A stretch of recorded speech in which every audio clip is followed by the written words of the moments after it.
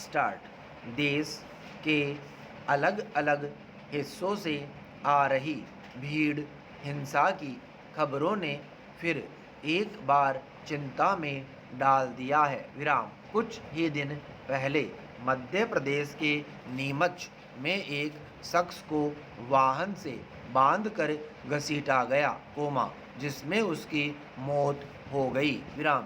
ऐसी घटनाओं का दुष्प्रभाव यह पड़ रहा है कि इन पर अंकुश लगने के बजाय इनके प्रति लोगों का आकर्षण बढ़ता देखा जा रहा है विराम। यही कारण है कि मध्य प्रदेश के मालवा क्षेत्र में देवास उज्जैन इंदौर में भीड़ हिंसा की घटनाएं निरंतर सामने आ रही है विराम। उज्जैन के महिदपुर में धार्मिक नारे न लगाने पर दुकानदार का सामान फेंकने और देवास जिले के हाट पिपल्या में आधार कार्ड नहीं दिखाने पर फेरी वाले को पीटने की घटनाएं भी सामने आई विराम। ये सभी घटनाएं कुछ दिन के अंतराल पर हुई है विराम। पैरा इंदौर का मामला तो राष्ट्रीय स्तर पर चर्चा का विषय बना था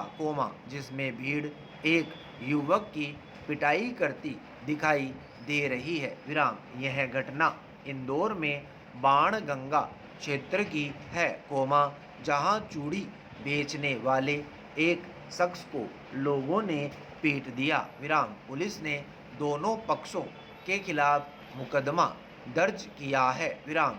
चूड़ी बेचने वाले के खिलाफ पोक्सो कानून के तहत मामला दर्ज किया गया है विराम। उस पर पहचान छिपाने के आरोप भी लगे हैं विराम।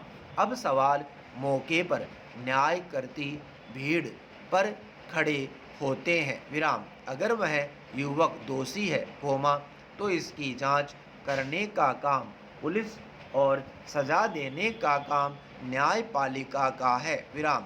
हमारी व्यवस्था में भीड़ को यह अधिकार किसने दिया कि वह सड़कों पर न्याय करने उतर जाएं?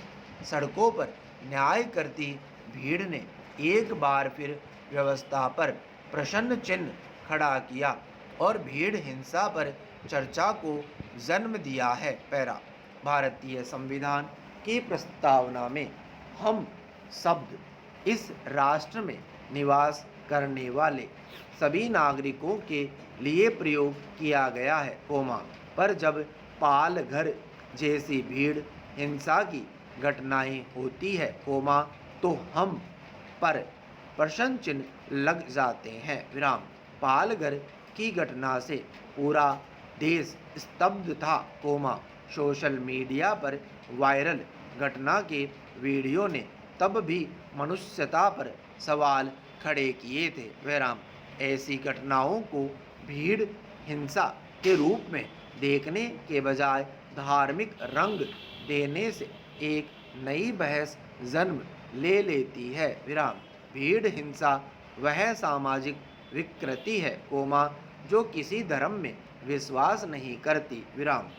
भारत जैसे राष्ट्र जिसमें भिन्न भिन्न जाति धर्म भाषा वाले नागरिक निवास करते हैं ऐसी घटनाएं उसकी प्रकृति के प्रतिकूल सिद्ध होती है विराम। सवाल मनुष्य की बुद्धि और विवेक पर भी उठते हैं कि हम हिंसा के प्रति इतने आकर्षित क्यों हो रहे हैं। किसी अफवाह मात्र के आधार पर अपना विवेक शून्य कर ऐसी घटनाओं को अंजाम देकर हम साबित क्या करना चाहते हैं। पैरा ऐसी घटनाओं पर कानूनी रूप से अंकुश लगाने के लिए सबसे पहला प्रयास मणिपुर ने लिचिंग निरोधक कानून बनाकर किया था विराम। उसके बाद राजस्थान और फिर पश्चिम बंगाल की सरकारें भी भीड़ हिंसा की घटनाओं को गंभीर मानते हुए इनकी रोकथाम हेतु कानून पारित कर चुकी है विराम। पश्चिम बंगाल भीड़ हिंसा रोकथाम विधेयक 2019 में किसी व्यक्ति को घायल करने वालों को 3 वर्ष से आजीवन कारावास तक की सज़ा का प्रावधान किया गया है और अगर उसमें किसी की मृत्यु हो जाती है तो मृत्युदंड या कठोर आजीवन कारावास का प्रावधान भी है। विराम। वहीं राजस्थान में भीड़ हिंसा पर आजीवन कारावास तथा 5 लाख रुपए तक के जुर्माने का प्रावधान किया गया है, पर ऐसा कर देने से भीड़ हिंसा की घटनाओं में कमी आई है क्या? पैरा। भीड़ हिंसा कितनी गंभीर समस्या है, इस बात का आकलन सर्वोच्च न्यायालय द्वारा व्यक्त चिंता के आधार पर किया जा सकता है। विराम। 2018 में सर्वोच्च न्यायालय ने लिचिंग पर अंकुश लगाने के लिए DSP स्तर के अधिकारी द्वारा भीड़ हिंसा की जांच करने के आदेश दिए थे। विराम।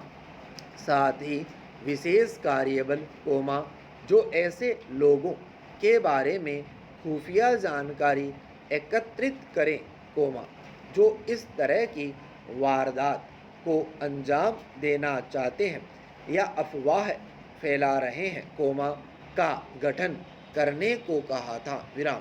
ये सब बातें सुनने में बेहद अच्छी लगती है, पर धरातल की वास्तविकता इसके उलट होती है। विराम।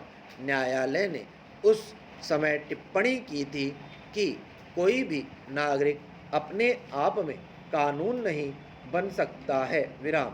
लोकतंत्र में भीड़ तंत्र की इजाज़त नहीं दी जा सकती। विराम। इससे जाहिर होता है कि भीड़ किस प्रकार कानून से ऊपर होती जा रही है। विराम। पैरा। वैश्विक संदर्भ में बात की जाए तो लिचिंग शब्द अमेरिका से आया है। विराम।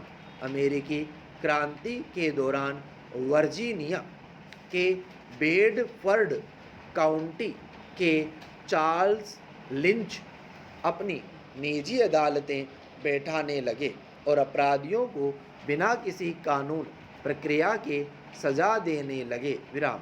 वहाँ लोगों की भीड़ के सामने पेड़ों या पुलों से लटकाकर अंग भंग कर और जिंदा जलाकर अमानवीय तरीके से हत्या की जाती थी। विराम। अमेरिका स्थित national association for the advancement of coloured people के आंकड़ों के अनुसार 1882 से 1968 तक अमेरिका में 4,743 लोगों की हत्या भीड़ द्वारा की गई। विराम। लिचिंग के शिकार लोगों में जहां 3,446 अश्वेत अफ्रीकी अमेरिकी थे, वहीं इनमें 1,297 श्वेत लोग भी थे। पैरा। हमारे देश में भीड़ हिंसा यानी मॉब लिचिंग की प्रवृत्ति हर काल में देखी गई है। विराम। भीड़ ने सबसे पहले डायन बताकर महिलाओं को अपना शिकार बनाया, फिर यह प्रवृत्ति बदली और गो हत्या की अफवाहों पर भीड़ गोरक्षक बनकर मैदान में कूद पड़ी। विराम। कुछ समय बाद बच्चा चोरी के शक में भीड़ द्वारा पीटने का तीसरा चलन सामने आ गया। पैरा।